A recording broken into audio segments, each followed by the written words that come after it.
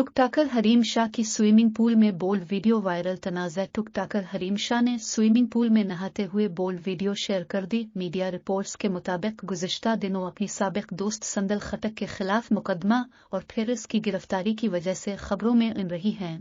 गिरफ्तारी के बाद जब मीडिया नुमाइंदगान ने उनसे संदल बारे बात की तो उन्होंने रूकर भी दिखा दिया। अब संदल खटक की रिहाई के बाद वो मामला ठंडा हुआ तो टुक टाकर ने अपनी बोल्ड वीडियो जारी कर दी।